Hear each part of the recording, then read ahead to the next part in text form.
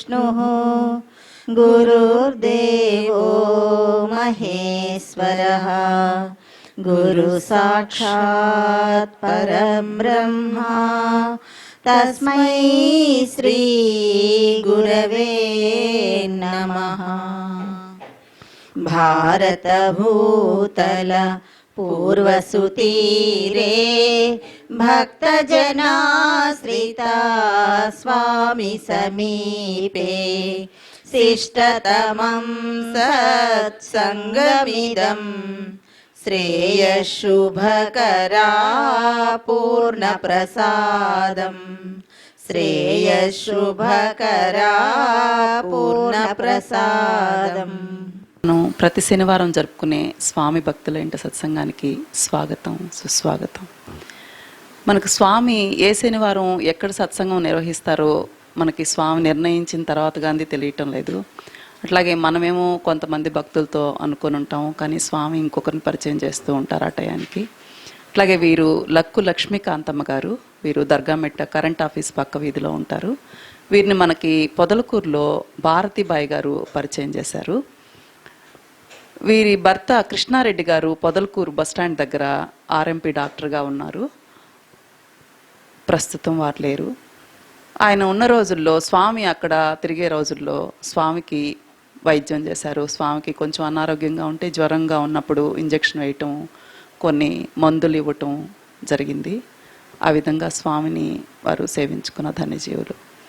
అలాగే మనకి ఇంకో అతిథి కండే రాగమ్మ గారు ఇచ్చేసి ఉన్నారు. వారికి అక్కడ కూడా కొంత పొలం ఉండటం వల్ల చిన్నతనం నుంచి రాగమ్మ గారు అక్కడ స్వామిని చూడటం, వారికి ఒక చైను పోయినప్పుడు స్వామి చెప్పిన విషయం వారి మాటల్లోనే ఇప్పుడు మనం విందాం. చాలా సంతోషం. స్వామి భక్తుల ఇంట్లో సత్సంగానికి శుభస్వాగతం. పోయిన శనివారం పుల్లనీళ్లపల్లిలో ఉన్నాం. ఈరోజు వచ్చేసాం మనం ఇక్కడికి, నెల్లూరులో కరెంట్ ఆఫీస్ పక్కకు. కరెంట్ ఆఫీసు వెనక మూడో సందులో ఈ వారం అతిథి ఉంది. పోయినసారేమో పుల్లనీళ్లపల్లి, అదొక ప్రత్యేకమైన ఊరు. సంగం బ్యారేజ్ దాటి కుడివైపు వెళితే గ్రామాలు దాటుకుని పోగా పోగా పోగా పచ్చటి పైర్లలో తిప్పల మధ్యలో కొండ దొలిసి గుడి గడితే అక్కడికి పోయాం. ఎట్లా ఉంటుందంటే, నిజంగా ఈ పరిశోధన ఫలాన్ని వినే మీకంటే దీన్ని అనుభవిస్తున్న మేము పొందుతున్న అనుభూతి భవ్యము, దివ్యము, పరమాత్మ కరుణకు గుర్తైనది. ఎట్లంటే, వీళ్ళిద్దరూ మేము ఒకే ఊళ్ళో ఉన్నాం. ఈ విధంగా స్వామి పరంగా పరిచయం అవడం అనేది ఎంత ధన్యత.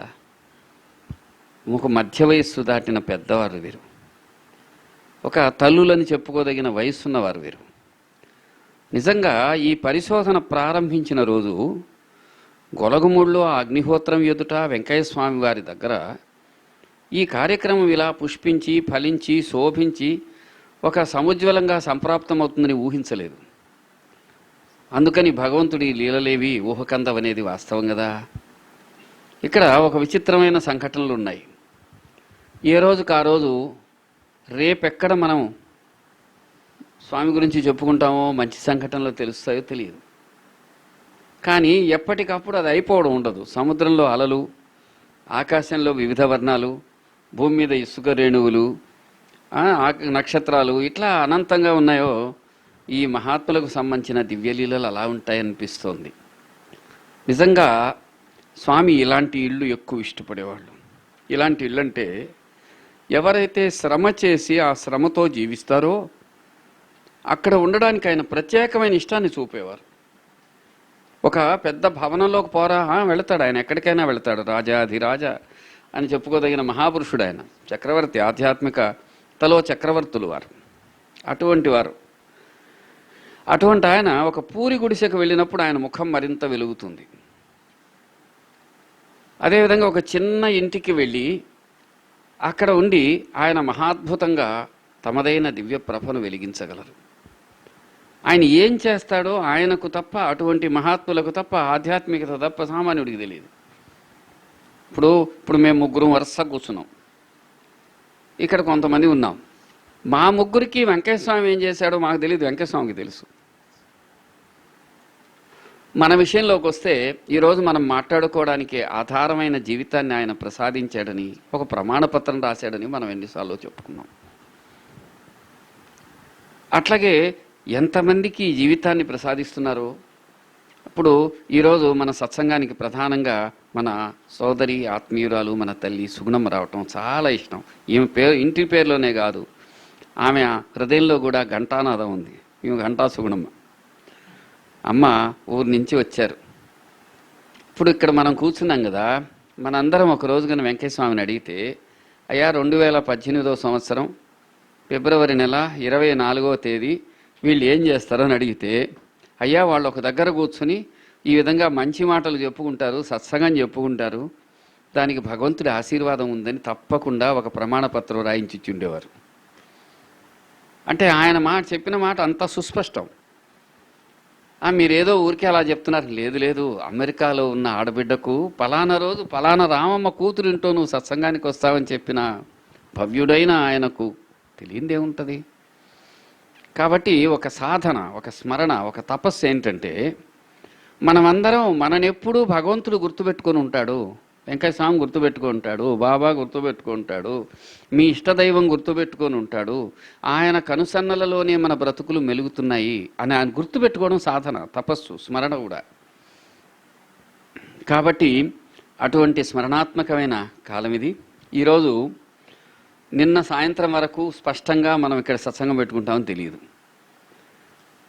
అంటే మనకు ముందు భగవంతుడు ఈ పని పైవారం ఎక్కడో కూడా తెలియదు. కానీ అట్లా గాఢమైన అంధకారం ఉన్న ఒక అడవిలోనో నగరంలోనో మనం వెళుతున్నాం అనుకోండి, అక్కడ మన ముందు వెలుగు మాత్రం వెళుతూ ఉంటుంది, మనకు కావలసిన పని అవుతుంది. స్వామి దయ మనకు అలాగే అనుభవం అవుతుంది. అందుచేత ఆయన కృతజ్ఞత చెప్పుకుంటూ ఒక విషయం ఏంటంటే, ఇప్పటి వరకు మనం కలిసిన స్వామి భక్తులలో ఎవరు ఎక్కువ విశేషమైన వారు అంటే ప్రతివారు విశేషమైన వారే, తక్కువ విశేషమైన వారని ఉండరు. ఆయన ప్రేమ కరుణ అందరికీ సమానం. అది వాళ్ళ వాళ్ళ అర్హతను బట్టి వాళ్ళు పూసుకుంటారు. ఇప్పుడు వెంకయ్య స్వామి భక్తులలో మనం ఒకసారి చూస్తే, జీవితంలో ఒక ఎదురు దెబ్బ తగిలి, ఒక కష్టం తగిలి, అందులోంచి ఓదార్పు కోసం ఇదే మంచి జీవితం అని వచ్చిన సుబ్బరామరెడ్డి గారిని మనం జ్ఞాపకం చేసుకోవచ్చు. అంతే కదా. ఆయనకు ఒక ఎదురు దెబ్బ తగిలిన జీవితంలో, వైభవోపేతమైన జీవితంలోంచి, అబ్బా ఇంతేనా, ఒక మృత్యువు జీవితాన్ని ఎంతకైనా మార్చేయగలదు. అంతే, వెళ్ళాడు, స్వామి దగ్గరకు పోయాడు. తమాషా ఏంటంటే, వెంకయ్య స్వామి చరిత్రలో కాటవరెడ్డి సుబ్బరామరెడ్డి గారికి తక్కువ సంఘటనలు ఉంటాయి. ఎందుకనంటే ఆయన మాట్లాడు, ఆయన గురించి ఏమీ చెప్పుకోడు. స్వామి దగ్గరకు పోయాడు, చూసి వచ్చాడు, అదే ఉత్తమమైంది, ఇంకా ఇది కాదు, ఈ కల్లూరుపల్లి జీవితం కాదని ఆ సంపన్నమైన రెడ్డి స్వామి దగ్గరకు పోయి నేను ఇక్కడ ఉంటానన్నాడు. స్వామి ఏమన్నాడు తెలుసా, నీ ఆస్తులన్నీ అక్కడ పెట్టుకొని అన్నీ అక్కడ పెట్టుకుని రమ్మల్లా, అవన్నీ పూర్తిగా నీకు సంబంధం లేకుండా చేసుకుని రమ్మన్నారు. అన్నీ వగదించేసి ఇచ్చేసి వెళ్ళిపోయాడు. వెళ్ళిపోయినప్పుడు ఈయన సున్నితంగా బతికినాడు కాబట్టి ఎక్కడికైనా వెళ్ళినప్పుడు స్వామి దయగా, అయ్యా ఆ సుబ్బరామిరెడ్డికి అంత తెల్లన్నం పెట్టమనండి అయ్యా అనేవారు. అంతగా సుఖమైన జీవితం గడిపిన సుబ్బరామిరెడ్డి వెంకయ్య స్వామి అక్కడ తాటాకు వేసుకు పడుకుంటే ఇక్కడ తాటాకు మీద పడుకున్నాడు. అంతేకాదు, ఆయన మాట ప్రతిదీ సత్యమని, అది మాత్రమే జరుగుతుందని నమ్మారు. వెంకయ్య స్వామి మాటల్లో ఏ మాట కూడా, ఒక్క మాట కూడా అబద్ధం కాదని విశ్వసించారు. అట్లా ఎన్నో సంవత్సరాలు ఆయన దగ్గరుండి ఎన్నో విషయాలకు ఆయన ప్రత్యక్ష సాక్షిగా నిలిచారు. అయితే వాళ్ళు చాలా సంఘటనలను ఎవరితో పక్క వాళ్ళకు పంచి చెప్పకపోవటం వల్ల మనకు చాలా తెలియలేదు. అయితే స్వామి ఎప్పుడూ మానడు. ఆయన ఏం చేశారంటే, ఎన్నో ప్రమాణ పత్రాలు రాయించి ఆయనకి ఇచ్చారు. ఆ ప్రమాణ పత్రాలను మనకు వెంకట సుబ్బారెడ్డి గారు కాపీలు ఇచ్చారు. అవి తీసుకుని చదివితే వాటిలో ఎన్ని విషయాలు చెప్తున్నారు. అది వాళ్ళ విషయమే కాదు, ఎంతోమంది విషయాలు, ఎన్నో దివ్యమైన విషయాలు ఉన్నాయి. అందువల్ల ఒక భక్తుడు రావటం అంటే వాళ్ళకి సంబంధించిన ఎన్నో విషయాలు రావటం ఉంటుంది. కాబట్టి వాళ్ళను ఎంతోమందిని ఆయన అనుగ్రహించటంలో ఒక ప్రత్యేకమైన రీతి వెంకటేశ్వర స్వామిది. అంతేకాదు చిన్నతనంలో అమ్మ స్వామి దగ్గర ఉంది, సుగుణమ్మ గారు చిన్నతనంలో ఉంది. ఇట్లాంటి ఆడపిల్లలు కొంతమంది ఉన్నారు. ఒక మన్నవరపు జయలక్ష్మి కొంతకాలం ఉంది. అట్లాగే వాళ్ళందరూ ఆ కాలాన్ని మధురమైన కాలంగా భావిస్తారు ఇప్పటికీ ఎప్పటికీ. ఎందుకనంటే అది అమృతోపమానమైన కాలమని వెనక్కి జీవితం అనుభవించి వచ్చాక తెలిసింది. ఒక సత్పురుషుడితో ఒక ఋషితో మనం ఉండగలిగామనే మాట ఎంత గొప్పది. వారెంత అదృష్టవంతులంటే వాళ్ళ జీవిత కాలంలోనే రెంటిని చూడగలుగుతున్నారు. ఇది చాలా అరుదైన విషయం కదా. మనం లోకమంతా ఆయన్ని పిచ్చివాడు అన్నప్పుడు వాళ్ళకి తెలుసు, లోకం ఎవరిని పట్టించుకోనన్నది తెలుసు, తర్వాత ఈరోజు పరమాత్ముడని పూజిస్తున్నది తెలుసు. అటువంటి కాలం చూసిన వారు అసలు ఈ కార్యక్రమం యొక్క గొప్పతనం విశేషం భగవంతుడి కృప ప్రత్యేకంగా ఉండేది ఎక్కడంటే, మన దేశంలో మహాత్ములు పుట్టని కాలమే లేదు. ఎప్పుడు ఎవరో మహాత్ములు చాలామంది ఉద్భవిస్తుంటారు అనాది కాలం నుంచి. వాళ్ళ విషయంలో ముఖ్యంగా వచ్చి వైదిక కాలంలో అయితే అప్పటి ఋషులు తమ గురించి తెలియనిచ్చేవారు కాదు. కొంతమంది వ్యాసాదులు మాత్రం తెలియనిచ్చారు, వాళ్ళ గురించి చాలా తెలుసు. అయితే ఆ తరువాతి కాలంలో కొందరైతే అసలు తమ అడ్రస్ కూడా తెలియకుండా ఉన్నారు. కొందరైతే లోకహితం కోసం తమదైనటువంటి ప్రబోధం అంతా తెలియనిచ్చారు. కొన్ని అనేక అంశాలు. ఇప్పుడు వెంకయ్య స్వామి గురించి విశేషం ఏంటంటే, ఈ సత్సంగంలో విశేషం ఏంటంటే, ఒక మహాపురుషుడు ఇక్కడే పుట్టాడు, ఇక్కడ తిరిగాడు, ఈ నెల్లూరు జిల్లా ఇతర ప్రాంతాలన్నీ. ఆయనకు ఒక విశేషమైన జ్ఞానం ఉంది, తపశ్శక్తి ఉంది. తనను ఆయన ప్రకృతిని ప్రేరేపించగలడు, మానవ జీవితాన్ని ప్రభావితం చేయగలడు. తర్వాత ఎవరినైనా సరే సహాయం రూపంలో ఆయన ఆదుకోగలడు, రోగం పోగొట్టగలడు, బ్రతుకుకు అవసరమైనటువంటి వాడిని ప్రసాదించగలడు, మార్గం చూపగలడు. ఒక గొడ్రాలకి తన తపస్సుతో బిడ్డల్ని ఇవ్వగలడు. అసలు బిడ్డలు పుట్టి అనారోగ్యంతో ఉండే వాళ్ళకు ఆరోగ్యం ప్రసాదించగలడు. తిండికి గుడ్డకు లేని వాళ్ళకు అండగా తోడుగా ఉండగలడు, ఆలంబనగా ఉండగలడు. చాలా మామూలుగా కనిపించే ఆ మనిషి మహత్తర దివ్యశక్తి సంపన్నుడని కాలం వెనక్కి వచ్చి చూసిన వాళ్ళకి అర్థం అవుతుంది, అప్పుడు తెలియలే. విచిత్రం ఏంటంటే, చాలామందికి వాళ్ళకి ఏం జరిగిందో వాళ్ళు ఎప్పుడు తలపోసుకోలేదు, వెనక్కి చూసుకోలేదు. చూసుకుని ఉంటే వాళ్ళు ఇంకా మెరుగ్గా బతకగలిగి ఉండేవాడు. అది పైగా ఇంకో గొప్ప విషయం తెలుసా, ఆకలి కడుపుతో ఎవ్వడూ ఆత్మాన్వేషణ చేయలేడు అనేది ఒక సూత్రం. అందుకని ఆకలి ఉన్నవాడికి అన్నం పెట్టయా, గుడ్డలు లేని వాడికి గుడ్డలు ఇవ్వయా, సాటి మనుషుల పట్ల ఉదారంగా ఉండవయా అన్న వెంకయ్య స్వామి మాట చాలా గొప్పది. తపస్సు అంటే అర్థం ఏంటంటే అది.